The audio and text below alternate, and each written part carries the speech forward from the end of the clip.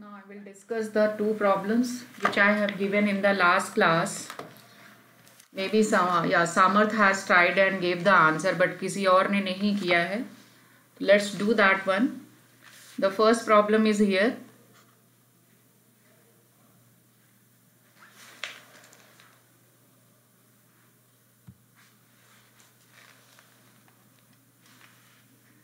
The first one is here. T1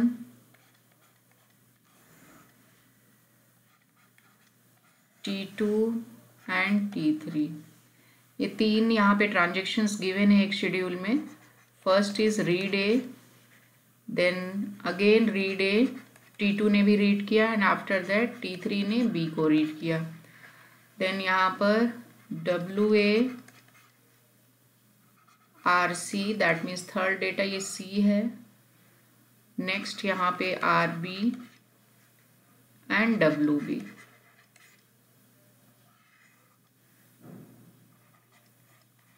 WC. तो अगर हमें यहाँ पे सबसे पहले ये देखना है कि ये कॉन्फ्लिक्ट सीरियलाइजेबल है या नहीं है, तो पहले हम यहाँ पर 3 नोट्स बना लेंगे. बिकॉज क्वेश्चन में ये है कि first check this problem is given the serializable और नॉट. तो सीरियलाइजेबल के लिए मैंने ऑलरेडी आपको बताया था कि सीरियलाइजेबिलिटी यहाँ पर जो होगा वो 2 तरीके से हम चेक करते हैं. सीरियलाइजेबिलिटी सबसे पहले हम कॉन्फ्लिक्ट चेक करेंगे. Now first try to check the given problem कि this one is the conflict serializable or not. If it is a conflict, then obviously it will be the view serializable also. If it is not conflict, then we have to move for the view. कि now check the second method कि the given problem is the view serializable or not. If it is a view serializable, then you can say here कि it is a serializable. At least 2 में से एक बात तो उसकी सही होगी. तो यहाँ पर this is the way you can do. तो here I am given the problem यहाँ पे ये है. इसके बेसिस पे हम सबसे पहले तो कॉन्फ्लिक्ट सीरियलाइजेबल चेक करने के लिए हम क्या करते हैं, नोट्स लेते हैं और हम चेक करते हैं कि अगर हमारी ग्राफ में लूप आ रहा है तो वो कॉन्फ्लिक्ट नहीं होगा, अगर लूप नहीं आ रहा तो वो कॉन्फ्लिक्ट होगा. तो नाउ यहाँ पे देखो ये रीड है, इस ए को रीड कर रहा है. यहाँ पे ये जब ए को हमने लिया तो इसके कंपैरिजन हम देखेंगे T2 एंड T3 में कोई राइट ऑपरेशन हो रहा है क्यों नहीं, क्योंकि रीड का कॉन्फ्लिक्ट किसके साथ होगा, राइट का कॉन्फ्लिक्ट 2 जगह होगा, रीड और राइट में. ठीक, लेकिन रीड अगर है तो वो हम नेक्स्ट उसका देखेंगे राइट हो रहा है कि नहीं. तो आप देखिए यहाँ पे ए रीड हो रहा है, T2 में देखें तो ए कहीं राइट ही नहीं हो रहा है एंड T3 में भी ए कहीं राइट नहीं हो रहा. तो इसका मतलब इसका रोल खत्म. ना हम T2 के पास जाएं तो यहाँ पे देखिए T2 ले लिया. तो T2 में अगर हमने ये वाला लिया ऑप्शन तो आप देख सकते हैं कि यहाँ पर रीड हो रहा है तो ये T1 में एक राइट हो रहा है. तो इसका मतलब है T2 से T1 एक नोड बनाएंगे हम. T2 से T1 की तरफ ये नोड बना क्योंकि ये कॉन्फ्लिक्ट आ गया. यहाँ पे देखिए मैंने लिख दिया कॉन्फ्लिक्ट है ये. नाउ नेक्स्ट यहाँ पर हम देखेंगे T3 में है क्या, नहीं है तो ओके, इसका भी रोल खत्म. नाउ RB हमने लिया. अब देखो RB यहाँ पे T3 में है तो अब हम देखेंगे T2 एंड T1 में कहीं RB राइट हो रहा है क्या. तो यहाँ पर यस राइट हो रहा है T2 में. ये देखिए यहाँ पर ये RB यहाँ T2 में राइट हो रहा है जबकि T1 में नहीं है. यानी T3 से लेके T2 की तरफ एक नोड बनेगा. दैट मीन्स T3 से T1 की तरफ हमने एक बना दिया. नाउ नेक्स्ट यहाँ पर हम देखें तो हमारा ये वाला काम भी खत्म हो गया. नाउ टेक दिस WA यहाँ पर राइट हो रहा है. तो राइट का मतलब हम देखें, देखो जो ऊपर काम हो चुका है उससे हमें कोई मतलब नहीं होता, हम उसके नीचे के ट्रांजेक्शन की बात करेंगे. तो WA यहाँ पे तो इसका रीड एंड राइट चेक करेंगे. ए का है क्या, नहीं मिला मुझे, ना T2 में मिला ना ही T3 में मिला, कोई ए नहीं है तो इसको भी यहाँ पे खत्म कर दो. ना RC यहाँ पर देखें, RC को लेके चलेंगे तो यहाँ रीड हो रहा है तो हम देखें T3 में राइट ऑपरेशन हो रहा है RC का. दैट मीन्स ये एक कॉन्फ्लिक्ट मिला. तो आप देख सकते हो T2 से T3 की तरफ एक एरो आ गया, T2 से T3 की तरफ. और उसके बाद अगर आप देखें तो यहाँ पे ये भी खत्म हो गया. देन यहाँ B है. अब ये सेम ही ट्रांजेक्शन में रीड भी राइट भी हो रहा है B पे तो कोई फर्क नहीं पड़ेगा. आई मीन ये भी ट्रांजेक्शन फिनिश हो गया. इंस्ट्रक्शन जो है कोई कॉन्फ्लिक्ट नहीं है इनमें. WC देखें लास्ट में, इसके बाद कुछ भी नहीं है तो ये भी खत्म हो गया. तो यानी हमारे पास जो ग्राफ आया वो ये आया कुल. तो आप यहाँ पे देख सकते हैं कि यहाँ पर एक लूप बन रहा है T3 से T2 एंड T2 से T3 एक लूप बन रहा है यहाँ पर. तो दिस वन इज मीन्स हमने यहाँ पर लूप मिल गया. अगर ये लूप है, if you are getting the loop here then we can say it is a non conflict, ये नॉन कॉन्फ्लिक्ट आ गया। अमन यहाँ पे क्लियर हो रहा है? This one is the non conflict here. अब ये नॉन कॉन्फ्लिक्ट आ गया है तो हमें यहाँ पर व्यू को चेक करना होगा, क्योंकि अगर ये कॉन्फ्लिक्ट होता तो हम ऑटोमेटिक कह देते भाई तुम व्यू भी हो, but it is a non conflict. क्योंकि लूप आ गया तो ये नॉन कॉन्फ्लिक्ट है, तो इसका मतलब ये सीरियलाइजेबल नहीं हो सकता। लेकिन एक मेथड और है, हम उसको चेक करेंगे, व्यू। तो due to this non conflict हम यहाँ पर अब नेक्स्ट मेथड अप्लाई करेंगे, that is a view serializability. तो व्यू सीरियलाइजेबिलिटी के लिए मैं वापस इसे यहाँ पर एक काम करती हूँ, इरेज कर देती हूँ, थोड़ा सा साफ सा बना दूँ। अगेन मैं यहाँ पर लिख दे रही हूँ क्योंकि बहुत ज़्यादा उसमें वो हो गया। तो नाउ ये रहा T1 आपका, ये T2। तो हमने ये प्रूफ किया कि ये जो प्रॉब्लम है वो नॉन कॉन्फ्लिक्ट आ गया। तो this one is the A, again A B, ये आपका यहाँ पर है WA, then RC, RB and then WB, last में ये आपका WC आया। तो ये प्रॉब्लम था एक्चुअली, मैंने वो थोड़ा ज़्यादा गंदा हो गया था इसलिए रफ किया। ना हमने ये प्रूफ कर दिया कि this problem is non conflict, क्योंकि ये कॉन्फ्लिक्ट नहीं आया, जिसकी वजह से अब हम इसे व्यू चेक करेंगे कि क्या ये व्यू सीरियलाइजेबल बन सकता है कि नहीं। तो लेट्स डू दैट, कि हम इसे यहाँ पर व्यू के लिए चेक करेंगे। तो व्यू के लिए मैंने आपको यहाँ पर बताया था, इसमें कितने डेटाबेस आपको दिख रहे हैं। अगर आप यहाँ पे डेटा की बात करें तो 3 टाइप्स के दिख रहा है, A, B and C। 3 data यहाँ पर दिख रहा है, तीनों डेटा पे यहाँ ट्रांजेक्शन काम कर रहे हैं। तो I am going to take A, B and C, 3 data है। हम इसके इक्विवेलेंट यहाँ पर एक सीरियल शेड्यूल ढूंढना चाह रहे हैं, क्योंकि ये पैरेलल शेड्यूल है हमारे पास। देखिए जिग-जैग में काम कर रहा है, तो इसका मतलब पैरेलली एग्जीक्यूट कर रहे हैं, तीनों एक साथ काम कर रहे हैं। तो the first method which I told you, that is the initial read, then दूसरा जो है आपका फाइनल राइट, तीसरा जो है आपका मैंने आपको बताया था WR, अपडेट आप कह सकते हो, that means right read update, या इंटरमीडिएट ट्रांजेक्शन भी बोलते हैं। तो सबसे पहले हम देखें इनिशियल रीड A का क्या है। अगर आप देखें तो यहाँ पर इनिशियल रीड जो है मुझे यहाँ 2 मिल रहे हैं, एक तो T1 मिल रहा है, दूसरा T2 आपका हो गया। ऐसा क्यों? सबसे पहले तो काम T1 ने करना स्टार्ट किया, बिल्कुल सही। यहाँ पे मैं T1 लिखूंगी, साथ ही T2 भी लिखूंगी। रीजन क्या है, इस रीड के बाद यहाँ पर कोई भी राइट ऑपरेशन नहीं हुआ। तो इसका मतलब अगर इस ट्रांजेक्शन ने डेटाबेस से 10 रीड किया है, मान लीजिए A की वैल्यू 10 है, तो ये भी तो 10 ही रीड करेगा ना। There is a no changes after reading this. दोनों ये एक तरह से रीड कर रहे हैं, इसने भी रीड किया, ये भी रीड किया। तो इनिशियली दोनों ने डेटाबेस से रीड किया, तो दैट मीन्स यहाँ पे T1 एंड T2। अगर मान लीजिए ये वाला जो राइट है ये थोड़ा ऊपर होता, फिर रीड परफॉर्म होता, तो हम उसे इनिशियल रीड में नहीं लाते। तो ध्यान रखिएगा, A में यहाँ पर इनिशियल रीड जो है T1 एंड T2 दोनों हैं। आप केवल A को नहीं कह सकते, सॉरी T1 नहीं कहोगे। नाउ B की हम बात करें, इनिशियल रीड क्या होगा। ऑब्वियसली आपको यहाँ पे दिख रहा है ये T3, तो आपने यहाँ पे लिख दिया T3। थोड़ा और ध्यान से देखते हैं, B और कहीं भी रीड हो रहा है, यस यहाँ पे। अब आप देखिए यहाँ पर भी B रीड हो रहा था यहाँ पर, बट इस दोनों रीड के बीच में कहीं राइट ऑपरेशन नहीं आया, B का डेटा कहीं राइट नहीं हुआ। आप कहोगे A तो है, A अलग चीज है, B अलग है, दोनों का डेटा अलग है। तो आप देखिए इस रीड के पहले भी B कहीं राइट नहीं हुआ, तो ये भी आएगा, दैट मीन्स T3, T2 आप लोगे। नाउ सिमिलरली C की हम बात करें तो C में यहाँ पर आप देख सकते हैं कि ये आएगा, क्योंकि इस यहाँ पे देखिए रीड हो रहा है और कहीं रीड हो ही नहीं रहा C, तो केवल T2 आएगा। तो हमने इनिशियल रीड में यहाँ पे T2 डाल दिया, तो ये तो इनिशियल रीड हुआ। आई मीन हम हर उस इंस्ट्रक्शन को इनिशियल रीड में लाएंगे जहां जब तक कि राइट ऑपरेशन परफॉर्म ना हो। तो अब यहाँ पर हो गया। अब now final right. Final right अगर हम एक ही बात करें तो देखिए यहाँ पर है ये फाइनल राइट, ये जो सर्कल बना है और कहीं राइट हो ही नहीं रहा, तो यही फाइनल है, दैट मीन्स T1 आ गया। एंड देन इसी तरह से अगर हम फाइनल राइट ऑफ B की बात करें तो ये रहा दिस वन, और तो कहीं है नहीं, तो दैट मीन्स ये रहा T2 आपका। एंड इसी तरह से फाइनल राइट ऑफ C अगर हम बात करें तो वो ये है, दैट इज अ T3। ये हमारा हो गया। अब आता है राइट रीड। आई मीन ये जो सर्कल मैंने बनाए that is nothing but the final right में चला गया, और आप देख रहे हो कि इनिशियल रीड भी हो गया। अब हमें ये देखना है कि कहीं राइट के बाद कोई रीड परफॉर्म हो रहा है क्या, राइट के बाद रीड परफॉर्म हो रहा है इंटरमीडिएट में। तो आप देखो एक तो राइट ये है, इसके बाद कहीं रीड हुआ ही नहीं, आई मीन यहाँ पे देखिए तो कहीं रीड ही नहीं हुआ ए इसके बाद, तो इसका मतलब ए में तो ब्लैंक है, ये वाला ऑपरेशन इंटरमीडिएट हमें कहीं नहीं मिला। इसी तरह से हम यहाँ पर बी की बात करें तो इस बी की अगर हम देखें तो ये यहाँ पे राइट हुआ, इस राइट के बाद कहीं रीड परफॉर्म हो ही नहीं रहा क्योंकि और कहीं राइट है ही नहीं, इस राइट के बाद भी कहीं रीड नहीं हो रहा बी, तो इसमें भी कुछ नहीं मिला, हमें ब्लैंक मिला। ना सी के केस में अगर हम देखें तो यहाँ तो रीडिंग हो रहा है बट राइट नहीं हो रहा ना, हम पहले क्या ढूंढेंगे, देखिए इसलिए मैं लिखा है यहाँ पर राइट रीड, यानी पहले राइट ढूंढो और उसके बाद कहीं रीड हो रहा है तो हम उसे लेंगे। बट यहाँ पर भी सी के केस में भी ये लास्ट में ही है, यहाँ पर इंटरमीडिएट हमें नहीं मिला तो ये भी ब्लैंक मिला, नो इशू। तो हमारे पास ये एक टेबल आ गई।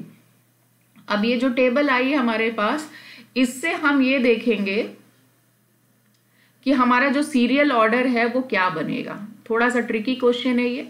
तो यहाँ पर हम देख सकते हैं कि हमारे पास 3 यहाँ पर चीजें आई हैं ए बी सी। अब देखो अगर सिंगल डेटा होता है तो बहुत इजी होता है शेड्यूल को बताना, बट यहाँ 3 डिफरेंट डेटा है, तीनों का मिक्स करके हमें आउटपुट बताना होगा कि will get the serial schedule with the help of ABC और नॉट, क्योंकि यहाँ पे ये जो एस है इसके इक्विवेलेंट हमें यहाँ पर एक ये एस जो है नॉन सीरियल शेड्यूल है, इसके इक्विवेलेंट सीरियल ढूंढना है। तो अगर हम यहाँ पे ए की बात करें, ए अगर आप देखिए तो यहाँ पर हम इनिशियल एंड फाइनल को ही माइंड में लेते हैं। तो चलना ये कहाँ से चालू कर रहा है, T1 या T2 से, अब फिनिश हो रहा है T1 पे। इफ आई चूज ये T1 तो इनिशियल एंड फाइनल सेम हो जाएगा।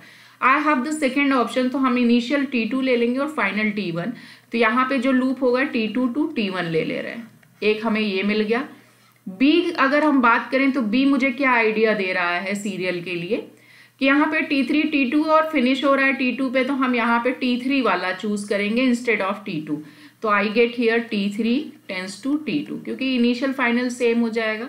तो नाउ सी का अगर मैं आइडिया लूँ तो सी यहाँ पर देखिए तो कुछ नहीं है, डबल है नहीं, तो ये T2 T3, that means T2 से T3 जा रहा है। तो आप यहाँ पे देख सकते हैं कि ये आ गया T2 से T3।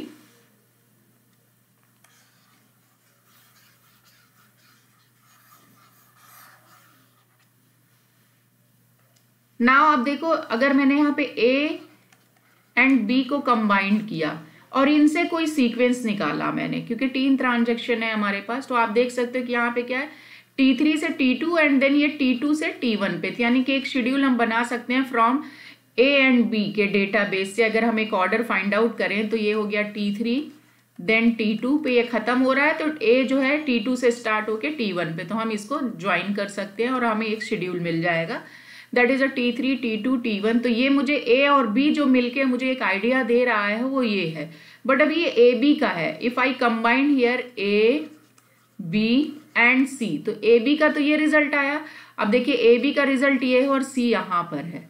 अब आप देखिए यहाँ पर ए सी क्या आइडिया दे रहा है कि T2 जो है एक इनिशियल है और T3 जो है एक फाइनल स्टेज पे खत्म होगा, जबकि ए बी ने क्या रिजल्ट दिया कि T3 जो है इनिशियल होगा और T1 जो है यहाँ पर फाइनल होगा। तो आप देख रहे हैं कंट्राडिक्ट हो गया ये कि यहाँ पे T3 as acting as a initial transaction, जबकि यहाँ पे C जो आइडिया मुझे दे रहा है वो कह रहा है कि T3 जो है एक फाइनल ट्रांजेक्शन होगा, आई मीन सबसे लास्ट में ये एग्जीक्यूट होगा। तो आप देखिए कंट्रावर्सी आ गई T3 के साथ, यानी कि ए और बी एंड सी को जब मैं क्लब करूंगी तो मेरे पास आंसर क्या आ रहा है कि हम कोई ऑर्डर नहीं ले पा रहे, no order, we can not get any order, क्योंकि देखो ये T3 T2 T1 है, यहाँ पे क्या आ रहा है T2 T3, इससे ये पता चल रहा है ये इनिशियल है ये फाइनल है। यहाँ पे इन तीनों को अगर देखूं तो ये इनिशियल हो गया, ये फाइनल हो गया और ये इंटरमीडिएट आ रहा है। तो हम इन दोनों ऑर्डर को मिला के एक फाइनल ऑर्डर नहीं मिला, मतलब मिल नहीं पा रहा है मुझे।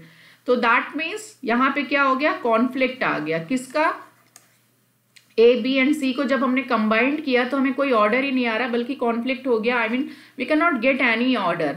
जब हमें यहाँ पे कोई ऑर्डर नहीं मिला तो इसका मतलब हमारा जो ये जो शेड्यूल था जो मैंने लिया था वो सीरियलाइजेबल नहीं होगा ना। तो व्यू आया, आप देखिए यहाँ पे हमें कोई ऑर्डर ही नहीं मिला ना, फाइनली ए बी सी तीनों को क्लब करने पे I am not getting any not view, ये व्यू नहीं हो पाया, आई मीन कोई ऑर्डर नहीं मिल पाया, कोई सीरियल ऑर्डर नहीं मिल पाया, तो हम इसे बोलेंगे भाई ये व्यू भी नहीं है। जब ये व्यू नहीं है तो आप कह सकते हो it is not view serialisable, और पहले ही हमने प्रूफ कर लिया था कि ये कॉन्फ्लिक्ट शेड्यूल भी नहीं था, तो देयरफॉर टोटल आंसर क्या हो गया ये, फाइनली आप जो इसे जवाब दोगे, it is not a serialisable, it is not a serialisable. I hope आप लोगों को समझ में आया हो। एनीबडी हैव एनी डाउट कि ये नहीं समझ में आया? किसी को कोई problem? Otherwise I will try to solve the next. Aman, clear हुआ? You have doubt in that?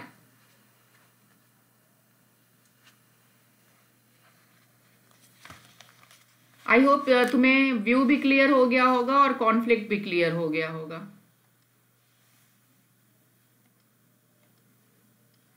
Okay, let's do the next problem. यहां पर इसी का ही है, वो भी सेम यही था, थोड़ा सा मैंने वहां पर चेंज किया, तो आप देखिए कॉन्सेप्ट ही बदल जाएगा। T1 सेम प्रॉब्लम है, एग्जीक्यूशन थोड़े से चेंज करने पे ये नेक्स्ट प्रॉब्लम है। यहाँ पे रीड ए,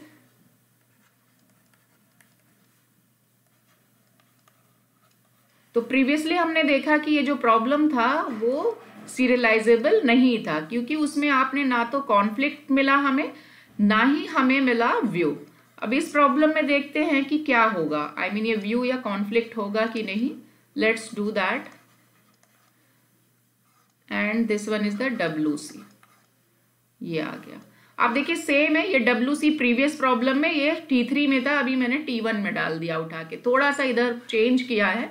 नाउ अगेन सबसे पहले हम यहाँ पे चेक करेंगे, first we do the conflict schedule, हम वो चेक करेंगे। If I get that then I will not do the view.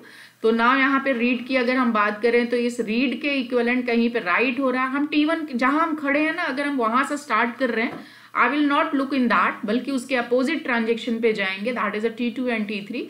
तो T1 के अपोजिट कहीं पे भी A राइट नहीं हो रहा तो कुछ नहीं होगा। Now take this one, yes इसके अपोजिट में यहाँ कॉन्फ्लिक्ट है ये, तो हम यहाँ पर T2 से T1 की तरफ जाएंगे, एक एरो बना दिया T2 से T1 की तरफ। नाउ इसका भी काम खत्म, अब T3 पे आ जाते हैं। T3 नेक्स्ट स्टेप पे T3 रीड कर रहा है B को, अगर B यहाँ रीड हो रहा है तो B कहीं राइट हो रहा है, yes we get here conflict है यहाँ पे, दैट मीन्स T3 से T2 की तरफ जाएंगे, T3 से T2 की तरफ जाएंगे, ये एक एरो मिल गया मुझे। नाउ इसका रोल भी खत्म। नाउ WA, अब देखो यहाँ A है बट इधर कहीं A है नहीं, तो ये भी कट कर दिया। यहाँ पे देखो RC है, दैट मीन्स T2 से T1 की तरफ, ये रहा रीड हो रहा है ना C, तो इसका राइट यहाँ पे कॉन्फ्लिक्ट है, तो ये T2 से T1 की तरफ, T2 से T1 ऑलरेडी ड्रॉ कर रखा है, तो इसका भी रोल खत्म। B की अगर हम बात करें तो ये रीड है, कहीं पे भी राइट नहीं हो रहा, ना ही T1 में ना ही T3 में, T2 में नहीं देखेंगे जहां पर है, हम इसे यहाँ नहीं देखेंगे बल्कि अपोजिट देखेंगे, तो ये भी खत्म, ये भी खत्म और ये भी, क्योंकि इनका भी कोई रोल नहीं, इसके बाद कुछ रीड मिला ही नहीं। तो आपके पास जो ग्राफ आया वो कुछ ऐसा आया, आप देख सकते हैं यहाँ पे लूप नहीं मिल रहा। If there is a no loop, directly आप कह सकते हो therefore it is a conflict schedule, इसका मतलब है ये कॉन्फ्लिक्ट शेड्यूल है। अगर कॉन्फ्लिक्ट शेड्यूल है तो obviously you will get some order, कि भाई इस नॉन सीरियल शेड्यूल के इक्विवेलेंट आपको कोई ऑर्डर मिल रहा है जिसकी वजह से आप निकाल सकते हो। दूसरी चीज हम ये कहेंगे, भाई तुम अगर कॉन्फ्लिक्ट हो तो ऑटोमेटिक, मैंने आपको थ्योरी में बताया था कि आप इसे क्या कहोगे कि ये व्यू सीरियलाइजेबल भी होगा। आप चेक कर सकते हो, प्रीवियस क्वेश्चन में डिस्कस किया था कि अगर ये कॉन्फ्लिक्ट है तो ऑटोमेटिक आप वहां पे लिख दोगे कि भाई ये तो व्यू भी होगा, but what will be the order, I told कि आप क्या करोगे, सबके ऑर्डर इनकमिंग एजेस यहाँ पर 1 आ रही है, यहाँ पर भी 1 है इसका ऑर्डर, और यहाँ पे 0 आ रहा है, तो start from the 0, I mean incoming edges जहाँ 0 है वहां से स्टार्ट करो, तो ये हो गया T3। अगर मैं इसे रफ कर दूं T3 को तो आप देखोगे फिर क्या बचेगा, T1 T2, जिसमें इसका ऑर्डर 0 हो जाएगा। Okay, let's do that. तो यानी कि T3 के बाद अब T1 आएगा कि T2 आएगा, ये हम देखेंगे। तो मैंने इसे रफ कर दिया, तो अब आप देखिए ये 2 लोग बचे, ये 2 लोगों में नेक्स्ट क्या होगा वो हम देख लेते हैं। दैट मीन्स किसकी ऑर्डर 0 होगी, इसकी ऑर्डर 0 होगी और ये 1 हो जाएगा। दैट मीन्स यहाँ पे आफ्टर T2 ये T2 आ जाएगा एंड देन T1। तो this is nothing but the order which we are looking कि अगर ये कॉन्फ्लिक्ट शेड्यूल है तो there must be some order, and what will be the order for this transaction या this schedule. पहले T3 काम करेगा, then T2 and then T1 काम करेगा। तो this is the way you can calculate here. तो now you got here one serial schedule, and that serial schedule क्या है आपका T3, T2 एंड T1। तो this is the way you can do here कि कैसे हम conflict आ गया तब तो हमें खुश हो जाना चाहिए कि ज़्यादा कैलकुलेशन ही नहीं होगी। कॉन्फ्लिक्ट है तो वो व्यू भी होगा और ऑटोमेटिक, देयरफॉर फाइनल आंसर आप क्या कह दोगे, दिस प्रॉब्लम इज सीरियलाइजेबल है, ये सीरियलाइजेबल है। तो हमने यहाँ पे सीरियलाइजेबिलिटी देखी कि अगर कोई ट्रांजेक्शन है तो हम यहाँ पर दो चीजें देखते हैं कि either the in exam they can ask कि चेक द सीरियलाइजेबिलिटी, और रिकवरेबिलिटी एक नया टर्म अभी मैं यूज कर रही हूँ। तो नेक्स्ट टॉपिक जो हमारा स्टार्ट होगा दैट इज द रिकवरेबिलिटी। हम यहाँ पर देखेंगे कि अगर हमारे पास ट्रांजेक्शन की अगर हम बात कर रहे हैं, if I am talking here the transaction, तो ट्रांजेक्शन के केस में हम दो बातें चेक करेंगे। पहला तो हमने देख लिया, डिटेल में देखा है कि serializability, I mean in exam they can ask कि the schedule is the serializable और नॉट। और दूसरा वो क्वेश्चन कर सकते हैं कि रिकवरेबिलिटी की बात करेंगे कि द शेड्यूल इज रिकवरेबल और नॉट। रिकवरेबल का नाम से ही पता चल रहा है कि भैया किसी पॉइंट पे अगर ये फेल होता है तो हम उसके डेटा को रिकवर कर सकते हैं या नहीं कर सकते। नेक्स्ट टॉपिक जो होगा वो हम इसी पे बात करेंगे, देखेंगे। तो this is the way you can do here. I hope कि मैं काफ़ी लेक्चर से सीरियलाइजेबिलिटी पे डिस्कस कर रहे हैं तो आप लोगों को क्लियर हो गया होगा